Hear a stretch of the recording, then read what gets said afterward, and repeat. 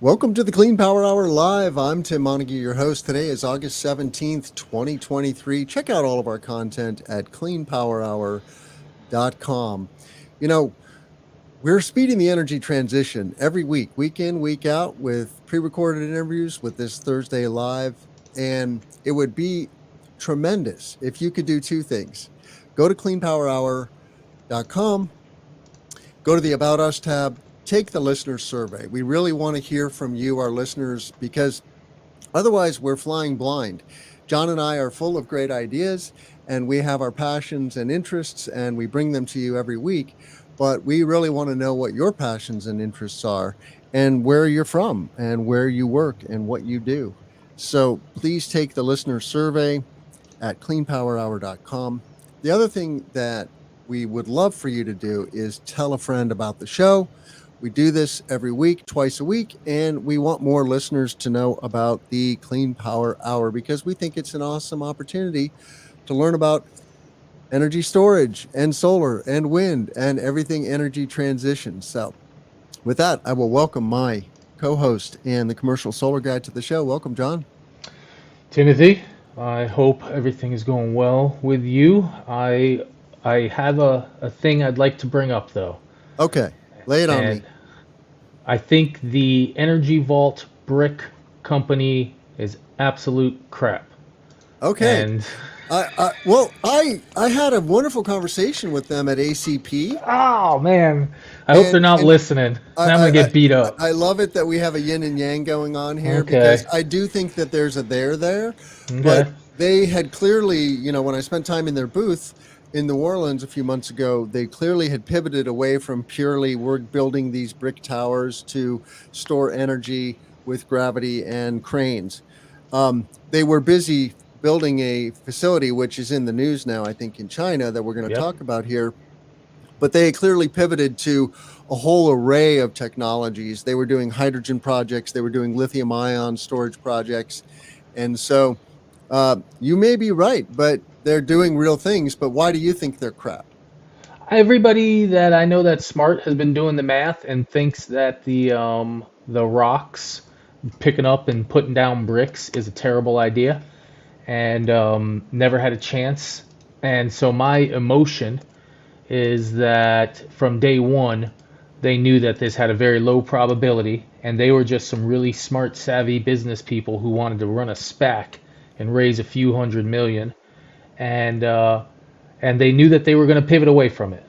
And I don't know if that's true because I don't work there, but it definitely smells like it. And they immediately pivoted.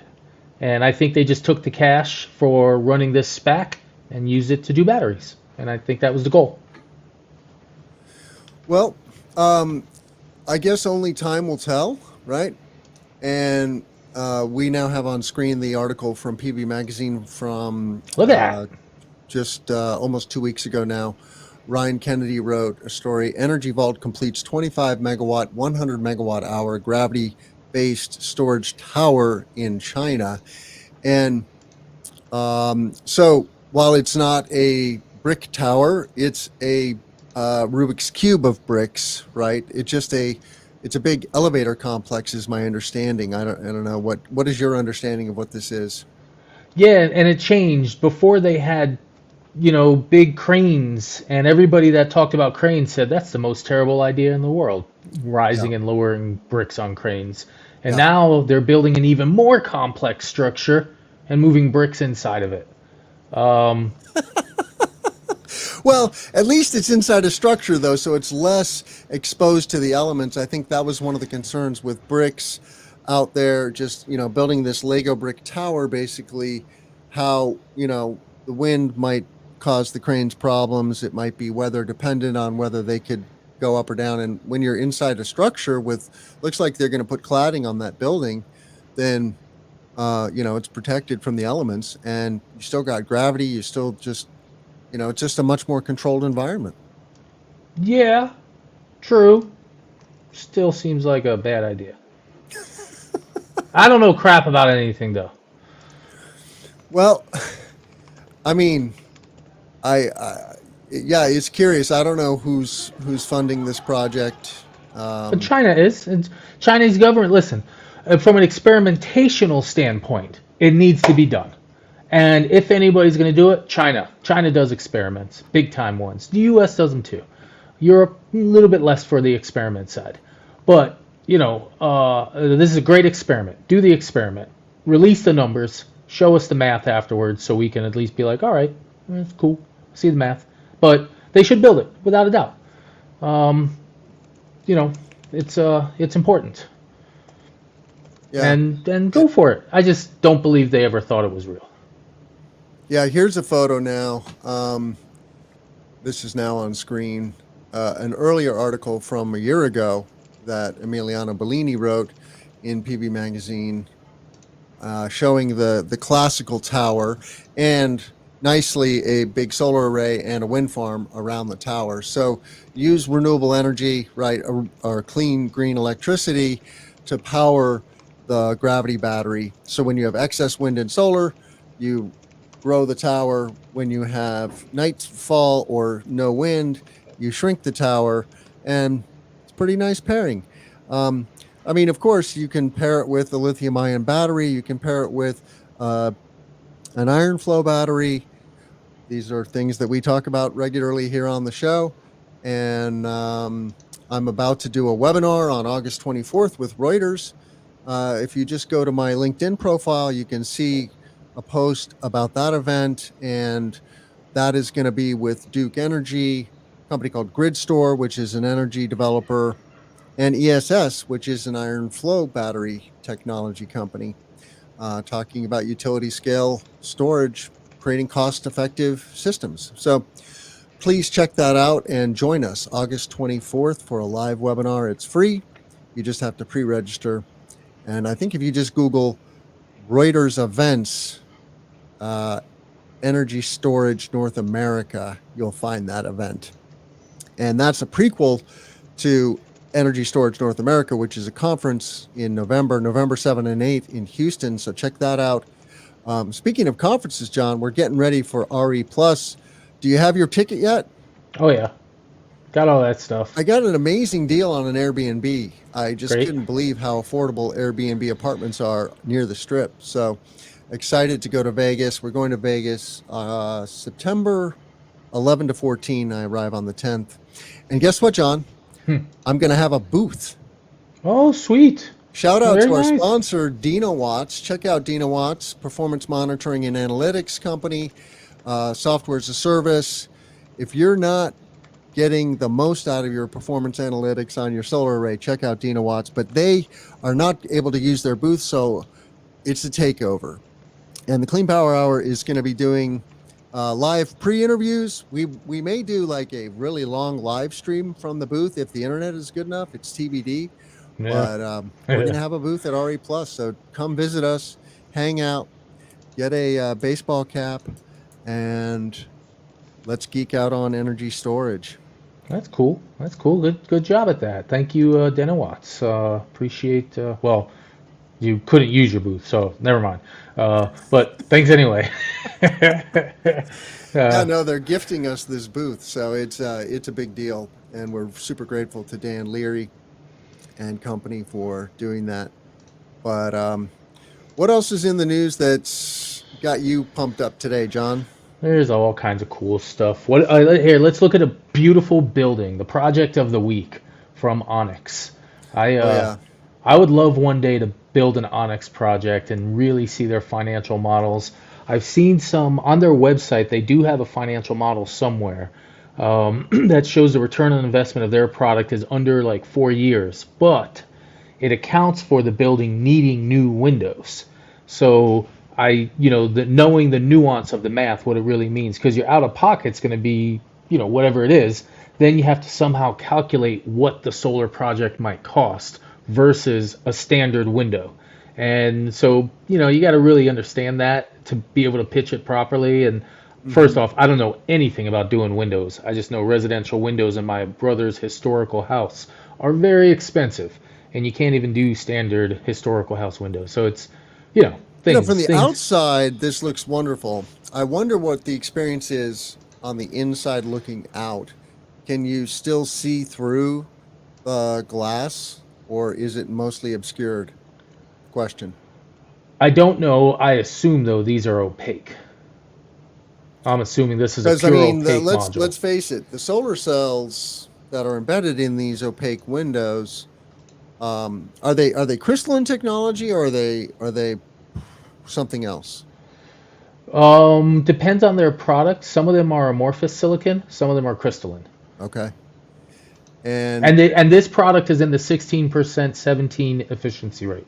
right, but that's pretty high still. Yeah, more than usable. Quite decent. The total production is going to be 80%, 70% of what it would have been because it's vertical, and then the efficiency is 16 versus say 20. But they're using the building facade, and prior the building facade was zero, and so you know, I great home run. I love it. I want to know how to do it. The only negative with this product, and I say it every single time, is that we do building upgrades a little slower than we can deploy new facilities. But everything adds up. Everything matters. And if future buildings had these facades integrated, man, that would be so sweet. Yeah, I'm going to share this. This is the Onyx website. We would love to have Onyx on the show sometime. So if you're connected to Onyx or you work for Onyx, please reach out to us. Tim@cleanpowerhour.com is my email. I'm easy to find on LinkedIn, as is John. But so you see this, you see in the Onyx website. Oh yeah, that's I believe that I don't know where that system is. They have a gorgeous one that they did in Pennsylvania at this old facility, and it's just beautiful. Yeah, Oh so this is an atrium, inside an office building. yeah, And what normally would have just been a glass ceiling is now a PV glass ceiling. So that gives you some, I think, somewhat of the experience of what it's like to look out from inside, though, with these Onyx panels. Obviously, they can make them any color on the outside. It just, what is the user's experience from the inside? I think this gives us a sense of that, though, don't you? yeah, yeah, and that's just cool with bifacial product these days, and it's really neat that that exists, and they're able to use it. Yeah, it's just such a wonderful project. Look at that. Ah. Yeah. And it keeps it cool. It's generating electricity. Having solar cells there keeps it cooler itself because 20% of that electricity is turning into something else. Here, somebody who said it perfectly. That's it. That's the building. That's the rooftop. Yeah. Simple, Thank you. one word. Um, you know, I would love to hear from our listeners about what BIPV, building integrated photovoltaic projects, are you seeing, experiencing, learning about? Because that part of the industry is one that's very nascent here in North America. It's further along in Asia and Europe, I think especially in Europe, but we just don't see it that much here in North America yet. But if you know of a project, a real project, please send it along. We would love to talk about it on the show. If you're a project developer, if you're a project owner, whatever your connection, or an OEM making BIPV products, please reach out to us. We love BIPV. It So truly check is the future of solar. so check out this link that I just put underneath. And it's a new structure that popped up in my LinkedIn field, this power shingle group, and this Okay. building of theirs that they put out to the world. And it's really gorgeous. Power shingle. Power shingle, yeah. Good So name. first off, you can see the little building in the background. So let's see if they get you a nice picture in the front art. All right, so it's a industrial structure, and in another one, keep going. Let's see if they have some better images. They have a great video somewhere. Yeah, man. They have a video. Yeah, let's do that one. Play that video. Let's Oh, this is uh, the new core technology. Um, Nucor. You know who yeah. this is? You got to tell Yeah, us so about this, please. Nucor is a Ooh, steel that building company. that that music is loud. There we go. I Yeah, I just know. muted it. Thanks. I got it. Oh, there we go. Yeah. Now we can mute that. Um, I don't Okay. know how to expand the video, but the problem, John, Mm-hmm. these guys at Nucor are in bed with that company in Silicon Valley that caused the whole fiasco. The banking Um, thing? they make solar modules. They're a lesser known player. Oh, are these guys associated with Oxen? Oxen, correct. Ah, Nucor and man. Oxen have done a deal. Damn it. Um, so Nucor is using Oxen solar panels All right. as that's the best of my knowledge anyway. Because I actually have a Nucor facility here in Central Cool. Illinois where a friend works Yep. at a steel factory, and And how's it look? And is it one of these? Is it a new core solar plus? no, it's just a regular factory. Ah, all right. And I was trying to tell them, hey, you should solarize your factory, and they're like, well, guess what? We have our own solar technology, and this is really for structures like you see in the video. These very large outdoor, they're a form Mm-hmm. of a carport, really, right? They're more than a carport. I mean, this is a structure. This Call is it a shed. I don't know. What do you call that? I Um, it's not sealed on the inside, but I have seen other versions of this that have walls. I haven't seen the ends sealed yet, though. I'm sure that would up the volume of permitting that's required, without a doubt. But it's more than a shed. It's not a closed out building, though. So you're right. So it's not like it is BIPV, but it's not, office BIPV. It's commercial, constructural BIPV.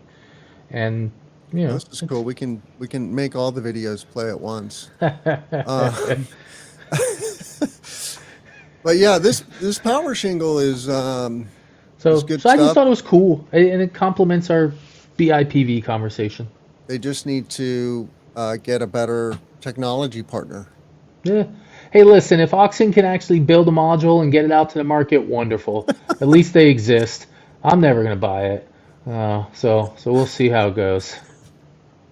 Yeah, But this is sweet how they're showing the construction though. yep. So I like this. This is parallel to BIPV, and it's neat. So there we go. That's our BIPV stories of the week. Yep. So can we talk about the Tesla semi? We got some neat little videos that Pepsi Is put the out with some Tesla semi stats. real? Is there a there? I don't know. Click on it. You got some images. I got some stats, and Pepsi's talking about it. And so I think it's something. It's definitely useful in its position, what it's doing, what they're using it for. So the article, some of the things I grabbed for it. The Tesla semis are mostly used for deliveries that are less than 100 miles. They operate 12 hours a day. They have several stops. They do have 3 units that only do long routes between 250 and 450 miles. And the unit, I believe, can hypothetically do 500 miles. Mm. The 750 kW mega chargers, which apparently were a massive headache to install, can charge 80% of the capacity in 45 minutes, which, it's much slower than filling up with gas, but if it's able to charge while the unit is being loaded, Yeah. then hey, Yeah. who cares? I It's doing mean, its job. and obviously the trailers are separate than the cab, and so Yep. you just need a big fleet, and you rotate them out, and Yep. fast charging is pretty darn good. 750 kW charger, that is a lot of juice, and it makes Yeah. sense because it's Yeah. what is the kilowatt hours of the battery? Do you know? Oh, A that couple might be a hundred, probably, right? yeah, KWH Tesla semi. So this is a story in Electrek. We're grateful for Electrek's work. Lots of good info about EVs and electrification of transportation. And this story by Fred Lambert, August 4th, had 295 comments. Very popular Yeah. story. So Um, somebody did some rough math and they said if it has a driving capacity or if it has a capacity of 500 miles and the Pepsi people can get it consistently to 1.7 kWh, that equals roughly an 850 kWh battery. yeah. So somewhere in that window then. So approaching a megawatt hour. Approaching a megawatt hour in a battery. Yeah. Now, um, what's his name? Fred says that he sees it as a roughly 900 kilowatt hour battery. So, in a different article, when I just did a quick search, Yeah. so somewhere in that range, maybe 750 to 900. That's a big old battery, man. So I thought the stats were neat. The fact that they're using they got their fleet of 21 units. They're being used a whole bunch. Um, they charge them off peak. Oh, and one little data point: roughly 23% fuel cost reduction versus diesel. What percent? 23 is Okay. what they estimated Yeah. based on the numbers that That's pretty Fred. significant. Yeah, and considering the fact that the O&M on this unit is probably going to be a lot less. And so does he say how quickly the unit's going to pay for itself? No, nothing like that was mentioned. I Nope, mean, sorry. ultimately, that is what's going to drive the transition, right? Today, a fraction of new car sales and new truck sales are EVs, pure EVs. In 5 years, though, they're all, right? And it's because of these economics where it's just going to be more affordable to own and operate an EV, whether it's a truck or a car, and everyone pours in. Money matters. That's what really matters. People don't care so much about the environment, unfortunately. Some of us do. I'm sure the people sweating through the heat wave in Texas and Arizona this summer are beginning to care. Luckily, we've been buffered from that, and yeah, I mean, of course, you and I do, and that's what I love about the energy transition. So many professionals that work in wind, energy storage, and solar care about the environment and the future, a safer, healthier future for humanity. That's my mantra. That's Yep. what we're creating by completing the energy transition. I had a very interesting conversation with Peter Fikowski. I've talked about him a couple times. Check it out, peterfikowski.com. The book is called Climate Restoration. We'll be dropping an interview, imminent with Peter. But the energy transition, John, is the easy part, right? Decarbonizing the economy is only 40 gigatons, right? Well, there's 1 trillion tons of CO2 equivalent pollution in the atmosphere. That's the hard part. And Peter thinks that throwing iron dust in the ocean, strangely enough, is the answer, which causes blossoms of algae, these little diatoms, creatures that absorb CO2 and build shells, and then the shell sinks to the ocean floor and stays down there for thousands of years. It's a real thing. Apparently, when Mount Pinatubo, this is a great fact for the day. Hmm. When Mount Pinatubo exploded in the 90s, it leveled CO2 rise on the globe, right? Because it put up all this dust in the atmosphere that then fell on the ocean and fertilized the ocean. So there was a bloom, a blossom, a massive blossom of algae in the ocean because of Mount Pinatubo. So that was nature's experiment demonstrating that technology. So now there's more of those experiments being done, pilot scale. And the really interesting fact from Peter's work is that it only takes $1 billion to $2 billion of investment a year to make these fixes. The iron fertilization, ocean iron fertilization, OIF is the acronym. And then the other one that he's very fond of, he has 4 solutions, but he's just really drilled down now on 2. The other one is growing seaweed permaculture, which we use in all kinds of products like ice cream, etc. It's a thickener and a nutrient. It's a fertilizer. But Well, I've heard about this iron idea, and I, you know, I think we should try it. We should definitely experiment with it. We should definitely push on it. Just like we should push on SMRs, just like we should push on the energy vault.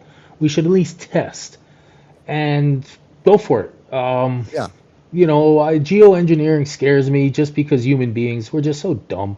It's the same reason sequestration scares me, makes me nervous, because, mm, what we're doing with fracking, we're causing earthquakes. I mean, we're messing with the structure of the planet. Yes, it's a trivial, tiny little amount compared to the size of the Earth, but we're causing earthquakes. Now we want to push 1,000 times, 1,000,000 times, 1,000,000,000 times more product under the ground than we're doing already. And if we start doing that, are we going to cause 1,000,000,000 times more earthquakes? Right. So it's like, guys, Yeah, I we have to don't. be very careful about geoengineering solutions, but by the same token, that is what fossil fuels are, right? Our usage of fossil fuels is a form of geoengineering. We're taking carbon out Yes. of the ground and pumping it into the atmosphere, which is causing runaway global warming. And that's some serious stuff, right? Ocean acidification, ocean level rise, increased storms, droughts, fires, floods. Holy moly. So we have to do something, right? And Peter Fikowski went through all the potential solutions and identified those that are scalable, affordable, and long lasting. Those were the criteria. And direct air capture is on his list in the book, but he's taking it off the list now. Direct air capture of carbon, so you can make a machine that captures carbon and turns it into limestone, which can be used as a building material, and put in concrete, etc. Right? But he's It, taking that off because it's too expensive. oh, So interesting. it's all Well, about the ocean. The ocean covers 70% of the earth, as we know, but we forget. We think, oh, there's just land everywhere, unless you live on the coast, which I don't. And 70%, that's a big, big surface area. So we'll see. yep, More every experiments day. to come. And more experiments. And you're right, though. That's a really good point. We're already experimenting on the Truly. Earth with climate change, with what we're doing. So it's, but do we trust us to do another experiment? I guess. All I right, mean, we're it doing is it. an emergency. We're in a climate emergency, We are, without a and doubt. Without a doubt. so radical action is necessary. Um, there's a good story here, though, that you found on the health benefits when we move away from fossil fuels. Yes. And I'm going to put this on screen. What's the story, John? They shut down a fossil facility. A Coke This is plant. a coke plant. Yes, sorry. What is the Um, th- Coke used for? so you, well, is this for steel coking? Probably. Um, yeah, I mean, so what would you? I believe generally what you use coke for is that you bake the coal at really high temperatures, so and mix it in with uh, steel with iron, and during that process, the coal, which is literally C, combines with the oxygen that's in the steel, the iron oxide, Yeah. and the oxide and the coal combine to form CO2, and then they float away. Yeah, So, and the carbon does get embedded also in the steel, I think, which makes it what it well, is. some of the carbon, Yeah, but it's got to be yeah. the So this is CO2 portion. So, we have to but this is remember we have to let our listeners who are on audio know what we're talking about. This is a story yes, in a website called the Allegheny Front. yes. And the title is ER visits plummet after Shenango Coke Works on Neville Island is closed, and this is in the Pittsburgh area. Hmm. Pittsburgh is famous for being a Rust Belt, heavy industry um, city, and so this is what Pittsburgh used to look like. It's now kind of turned the corner, and it's greatly reinvigorated. Yeah. But So, I mean, 90% drop in sulfur pollution yeah, led to a 42% drop in emergency room visits for cardiovascular disease. yeah, And this just tells us when anybody ever says coal and gas are cheap, they're liars right, because you're paying for it. yeah, You're paying for it with your lungs, you're paying for it with your ability to walk, breathe, go upstairs, live, get oxygen to your brain. You're paying for it. Your kids are paying for it. Um, Energy you is know, cheap, but health is expensive, is my saying. and so I just thought it was cool to remind us all that shutting down coal plants, shutting down gas, shutting down coke plants, burning this stuff, shifting. Like, for instance, now steel is being made with pure electricity instead of coal. This shift, this transition is going to save human lives. Um, and it's going to make us healthier, maybe smarter. I mean, there's this chart out there that shows lead poisoning, and and it's just massive the amount of lead poisoning the whole world got Hmm. when we were using this form of gasoline from Right. 100 years ago that this one dude made. This one dude's probably the worst person ever on earth. And he made the worst technology ever for our species, maybe. That Yeah. one guy. Yeah. And the whole species was made stupider. Do Like, you know just why they our. put lead in gasoline? I don't actually know why. It's a lubricant Hmm. for the There you go. pistons. So lubricant for the Pistons in exchange for a global IQ deficit of like Yep. X number of points. So think of Yep. all the beautiful people that we never met, the inventions we never got, the businesses that were never started because we were all just a little bit dumber. You Truly. know, where makes me want to fight. Um, so it's I just I saw this float across and the stats were just so significant. I mean, and it says after 3 years, over the last 3 years, ER visits are down 61% versus original. And, that's just hard data. Here's your lungs being hacked and your brain and your body being hacked by your energy source. Don't ever tell me that fossils are cheap. They're not. You're just not paying attention to the reality of what you're actually getting out of this deal. And Yeah. this deal is it's energy, which is fundamentally important. So you know what? We should have had it, and we needed it back in the day. However, when I was a child, I played with toys. As I grew to be a man, I put away those toys. Something like that is the way the phrase goes. Yeah. Fossils are toys for a species that's a child. We're no longer a child. It's time to grow up and just recognize this reality. You Here mentioned we go. making steel with pure electricity. We had a company on the show a couple months ago called Boston Metal. Check out Boston Metal. They're a MIT spinoff, and they're making all kinds of metal, including steel, using pure electricity. So it is doable. And then, of course, you can make it with hydrogen. If it's green hydrogen, then it's clean steel, green steel, so-called green steel. I know they're doing this in Sweden. I don't know if there's any green hydrogen steel being made in the U.S. yet, but it's coming. So a LinkedIn user said coking plant, what it does to make steel in a blast furnace, coal must first be turned into coke. And so this plant makes the coke. So coke has a dual role, provides the heat needed to melt the ore, and second, when it's burnt, it has the effect of stealing the oxygen from the iron ore, leaving only pure iron behind. In the coking plant, coal is heated in the absence of oxygen to 1250 C. That's like 15, 17 Fahrenheit. Okay, so it's a way Remove, of deoxidizing the iron. Interesting. yeah, it removes any impurities in the coal, resulting in coke, and coke helps to remove the impurities from the Yeah. steel. So there we go. All right. All right. Back to the news, Tim. Back to the news. Domestic content guidance on solar cells and structural steel. The I IRS. wrote this yesterday. You did. Actually, I've been writing it for like 2 months because this was a really hard article for me to write because I had to listen to all the smart people. I was really nervous writing it. I didn't Yeah. want to mess up because everybody said it was complex. But we Right. just pubbed this yesterday because you know what yesterday was, Tim? The anniversary of the IRA. I'm glad you knew that.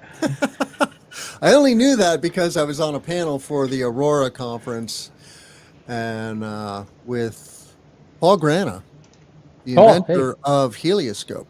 Yes, yes.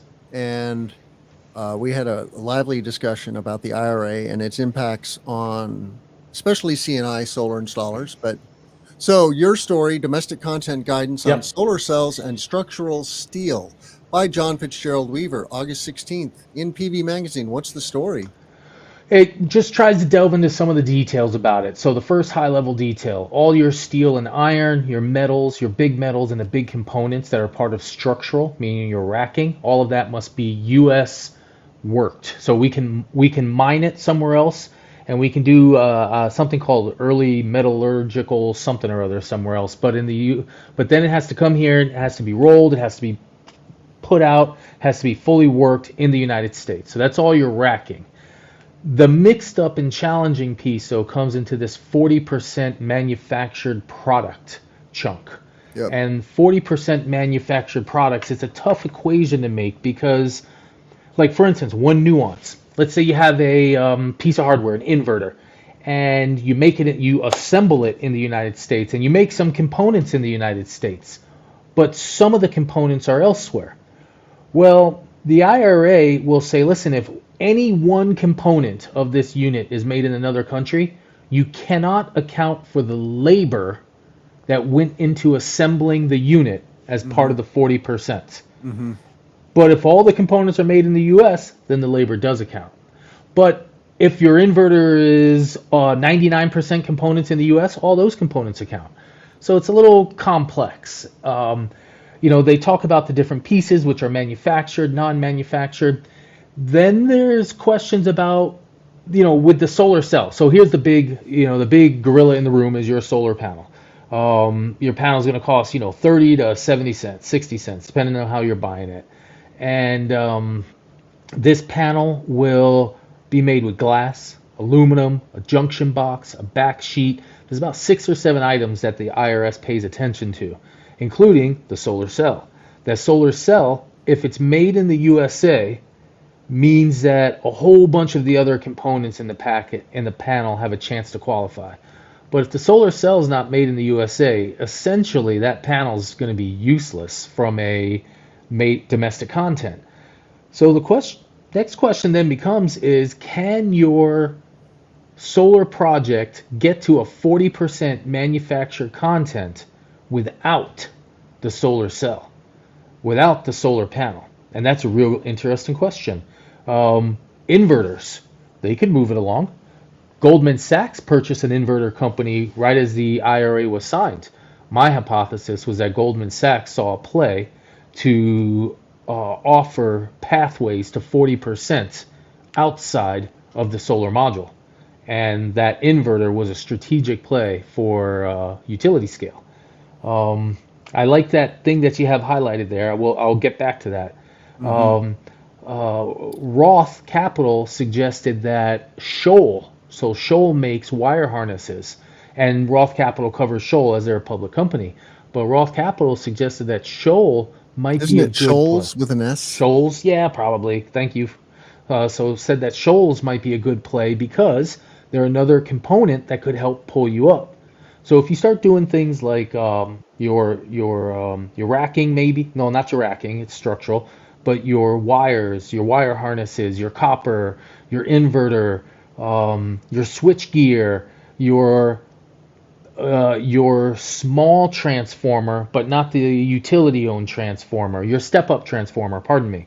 If all those items add up, and maybe the fence, I haven't gotten confirmation on the fence. I need to talk to some smart people.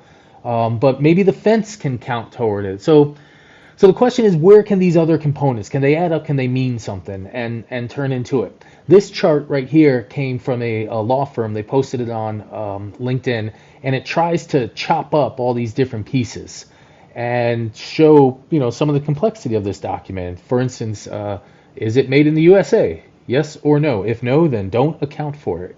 Is the whole thing made in the USA? Yes or no? If yes, then account for the labor. If only pieces of it are made in the USA, don't account for the labor. And so it's just different documents going through it. Christian Roseland, gentleman who I'm good friends with, who used to work at PV Magazine, he also wrote an analysis from CEA. So if you need, there's a lot of good resources out there that are going to help to determine if these products are 40%. There's another question. How are we going to verify that the products are 40%? And does that mean that the manufacturers are going to have to share their profit margins? Because if they tell you what it costs, and then they say, we are X% of this cost, and then what they're paying, or what you're paying because you bought it from them, You know the cost, you know the purchase price.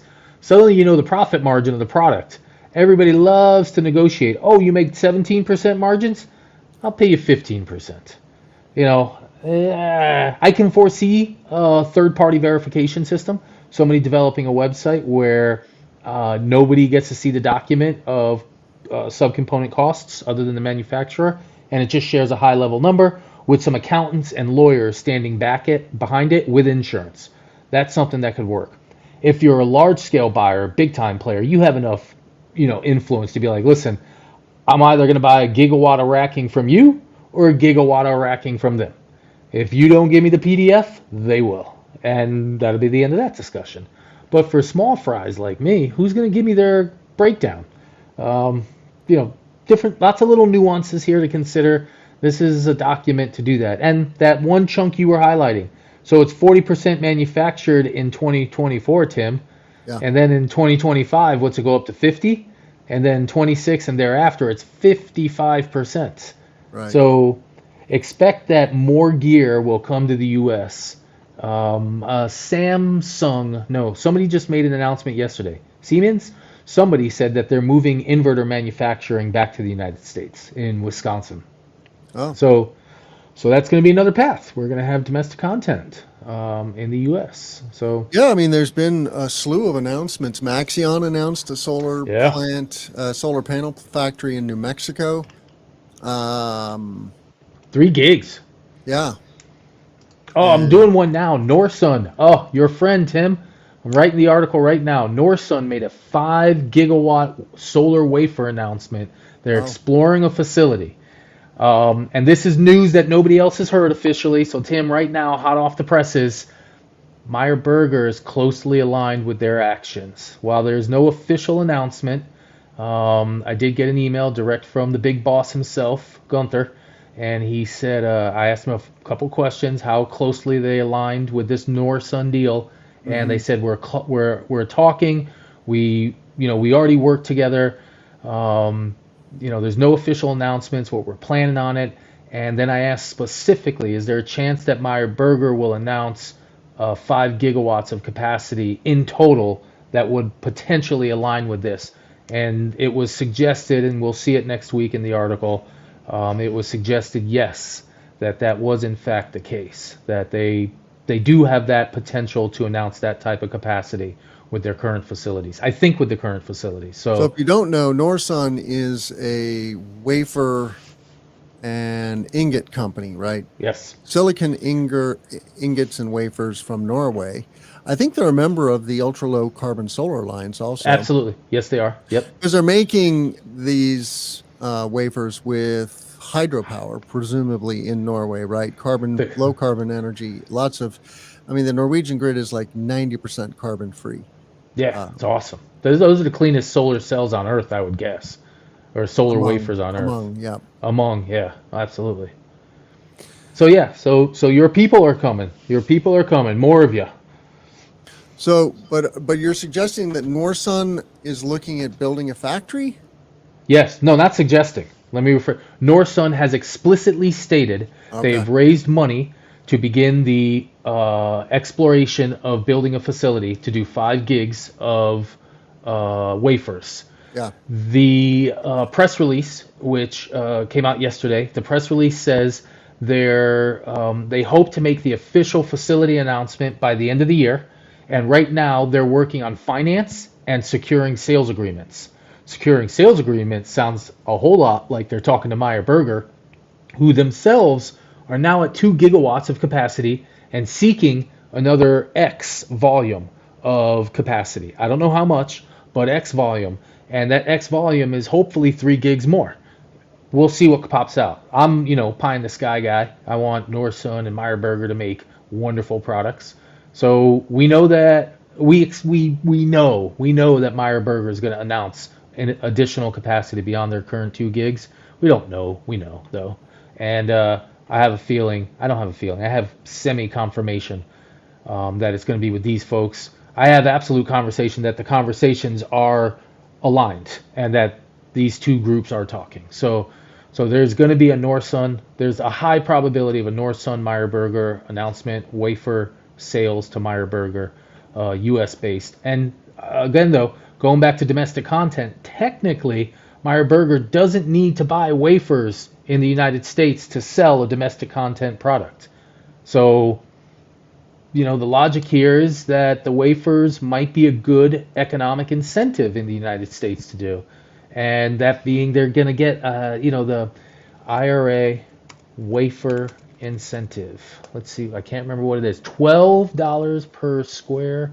Let's see, each one per watt for wafers. So $12 per square meter for photovoltaic wafers. So a square meter is half a solar panel. Half a solar panel is say 300 watts.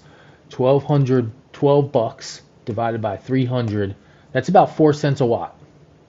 So 4 cents a watt incentive for making wafers is roughly what Norsun might get for manufacturing in the United States. That's pretty cool. It's a good number. Yeah. Because if we go to like Infotech, they would tell us that the price per watt of wafers is in China is probably real close to 4 cents. InfoLeak Consulting. Let's see what their last announcement. So we got cells. So we got wafers here at let's see, U.S. wafers dollars 52 cents for a single wafer. And if a single wafer, let's say there's 72 and a 600 watt module divided by 72, so we're saying 8 watts per wafer, and it's 52 cents for a wafer. That's 6.5 cents for a wafer. So if somebody's getting an incentive for 4 cents on a product that costs 6.5 in China, probably costs 10 cents here. Maybe it costs 12. If it costs 10.5 cents, then maybe the wafer, which would cost 6.5 in China, costs like it's equal if it's 4 cents. I don't know. So at 10.5 cents to manufacture a wafer in the United States, with a 4 cent incentive, it's equal to the cost in China. We'll see. I don't know what their cost will be. Maybe we can ask them. So one of my takeaways, though, from your story is that if you use wafers from overseas but make the cell in the U.S., that would probably make your solar panel qualify for this Yes, sir. domestic content. Yeah, because the key thing with the domestic content is that they look one level back for components. They don't so if your component is made up of a million things from around the earth, but you made that component in the United States, perfect. That counts. So, Yeah. the wafer is a subcomponent of the cell. The cell is one layer back from the final product. And so wafer's not necessary. You could buy it globally. Meyer Burger has stated explicitly that they do buy from around the world. They buy from Norsun. I think Norsun only manufactures 1 gigawatt of capacity. Not only, they manufacture 1 gigawatt. They're seeking to expand to 3. And in Europe, Meyer Burger buys direct from them. So pretty cool. Pretty cool. Norsun's coming with a 5 gig plant. That's a big wafer plant, man. That might be that's the realest of the wafer offerings other than Q-Cell that I remember. And there's another wafer one. No, I think this might be the realest of the wafers because Cubic PV, they're pretty awesome. They announced a 10 gigawatt wafer facility, but they're young. They haven't delivered any facilities. Norsun has. So, Right. Q-Cell I trust because Q-Cell is Hanwha. And Hanwha is a global conglomerate. They make the machines that make the cells. So Yeah. Q-Cell is awesome. They're going to deliver. Norsun is going to be able to deliver if they decide to make that move, if they get the contract. So that's my next pitch, Tim. Can we call every solar panel assembly, every solar cell company, and be like, hey, call Norsun, make sure Norsun gets some deals for 5 gigs. We gotta get ourselves let's do some cold calling, Tim. I think we just gotta call Gunter and be like, hey, sign that deal. So you found a story about putting solar flat on the ocean, which Yes. made me think of a interview that I did just a couple days ago with Jim Tyler. So I'm going to put the Earthos video. So this is a preview of what's coming on the Clean Power Hour. August 29th, I believe, is the drop date for my interview with Jim Tyler of Earthos. And we've talked about Earthos as early as a couple years ago, right? Oh, look at And that. now they're going mainstream, building some power plants. They've signed a deal for a 100 megawatt plant in Texas. course. And they've built several small utility scale plants. And one of the coolest things that I learned though about Earthos, I was very skeptical, I have to say. There you see a great shot. It's solar panels flat on the ground. Literally, the frame is going on the dirt. And then they run a cable through the modules both directions. And so it's effectively a solar skin. It's all connected to it, so it can't, blow away, so to speak. And then it's got a curb around it to prevent moisture from just rolling over the array, although the array can be submerged. And that was the other thing. Well, I learned two things. You can submerge the Submerged. solar array. Wow. Okay. It will withstand periods of submersion. And the panels are going to experience less degradation from mechanical stress because they're just laying flat on the ground. When you put panels on racks or on trackers, on fixed tilt or on trackers, they're up there, and let's face it, they're getting buffeted by the wind, right? And that causes micro cracking, and that accelerates degradation of the modules.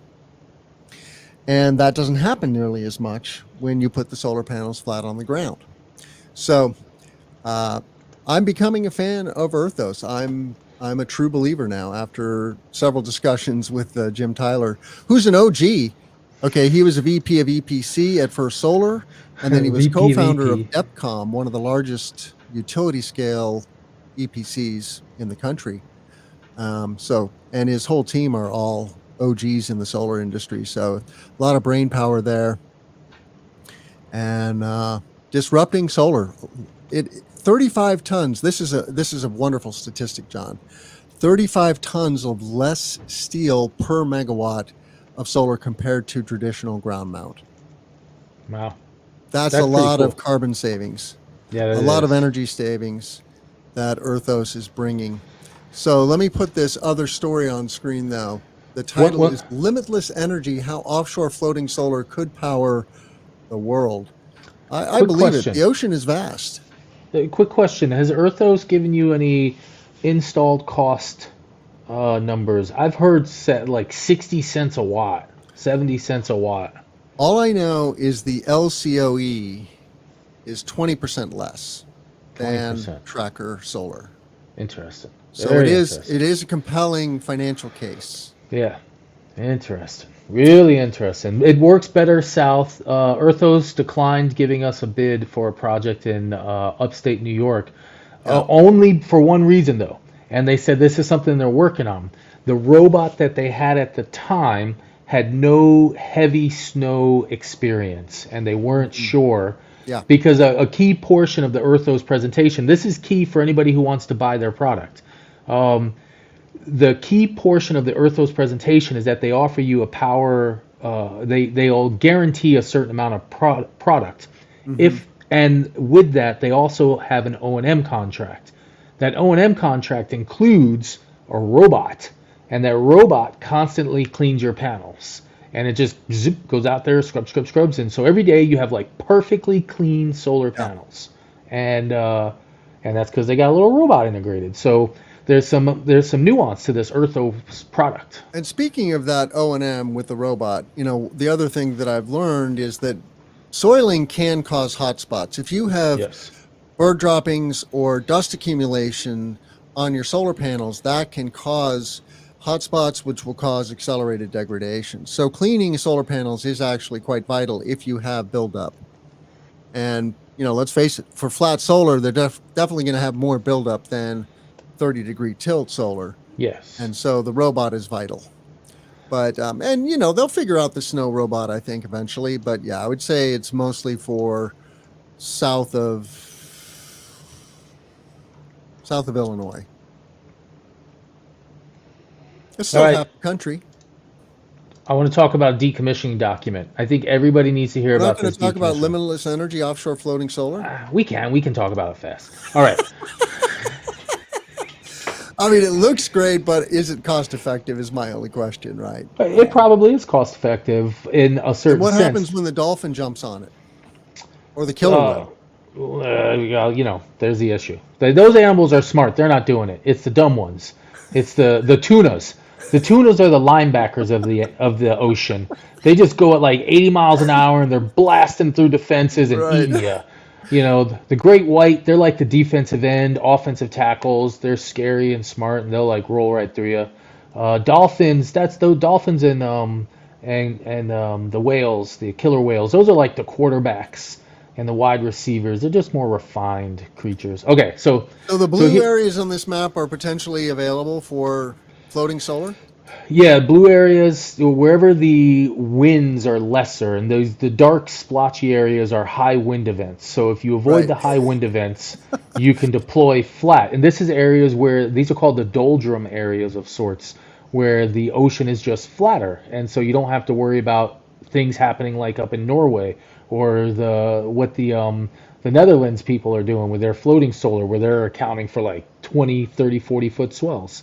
The major issue with this, of course, is that you can't get the electricity from the source to the rest of the world because we don't have global power lines. But Tim, imagine if we did have a strip of modules in that little piece that circles the Earth, right in the middle. Right. We would have The yet equator. another, yes. Thank you, everybody. It's the equator. Thank you, Timothy. Uh, Yeah, you're talking about the Dyson sphere here on Earth. yeah. Not on the Imagine, sun, but on the Earth. imagine having a Dyson sphere on Earth. You have HVDC. We should just 24/7 do it. electricity. Yeah. And once again, It's a total no-brainer. you combine something like that with wind at the upper atmosphere, at the upper levels, Yeah. and we have so many opportunities with the ocean and deploying that we could once again, we don't have an issue with generation capacity. We have an issue with moving it around the world. We can power the world And with the building it ocean fast enough. and building it. Well, there's that. That's Is that So the last story we're going to talk about? no, we gotta do one more. Gotta do one more. It's an easy one. No, I mean you had a story about interconnection, I thought, or something, right? Nah, we're gonna do decommissioning. I think this is a key thing. Go to page 8 of this document if you wouldn't mind. So I want Right. people to see. No, not that one. The one above it. This one right here.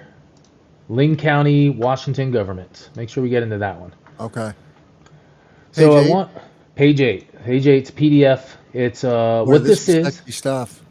Yeah, this is techie. This is, you don't need to read this unless you really want to, but the purpose of this document, everybody, and those of you who can't see it, it's literally just a list. It's a list of all of the costs and tasks that are necessary to decommission a 62.5 megawatt ground mount solar power plant.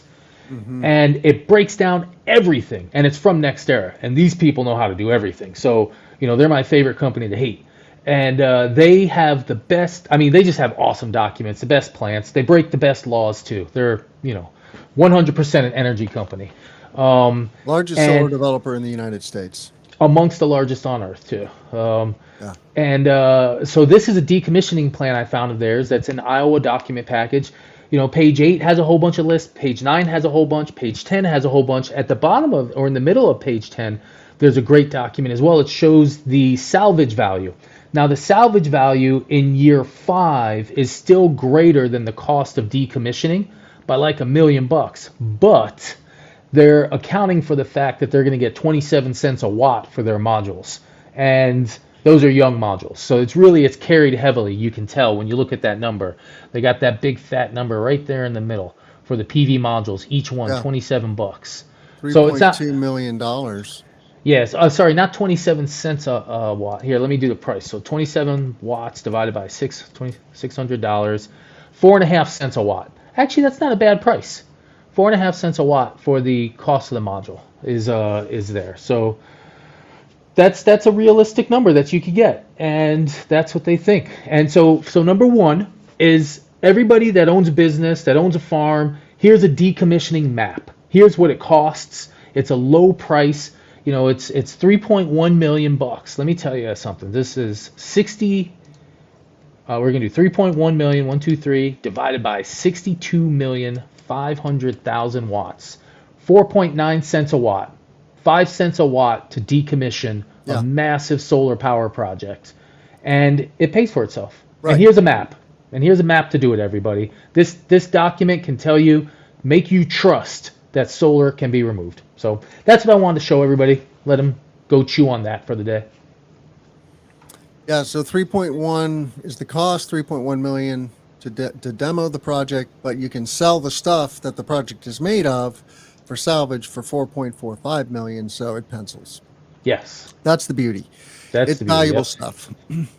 And then you have organic farm ground. If you've treated the land well, it's, solar is, I like to say, solar is lighter on the land than whatever you're doing today. If you're doing some kind of ag, especially like corn and bean farming, but even if you're doing, grazing, solar is probably lighter on that land. But I digress. Well, it's time, John. Our Oh, listeners need to know how to find the commercial solar guy. go outside and scream really loudly, um, or commercialsolarguy.com. That's our website. You can contact us there. You could give us a call. We have a phone number. You could send me an email. You could also go to Twitter, Solar and Mass, and LinkedIn, John Fitzgerald Weaver. I'm all over. Tim, what about Or you? you How could do go they to find you? Vegas September 11th to 14. I'll be there for the whole week. Christian Rosalind and I will be taking the train, Timothy, from Boston to No Vegas. way. No way. Yes, sir. No way. We'll be going through Chicago, out getting Wow. some pizza, going down south through You're a glutton. Arizona. That's a Oh long man, train ride. with Christian Rosalind too. Man, he's one of your brothers. I hope they have Uh, Wi-Fi. I hope they do as well. But Christian and I can talk about everything. So there's be a good lot of solar conversation going on in that train.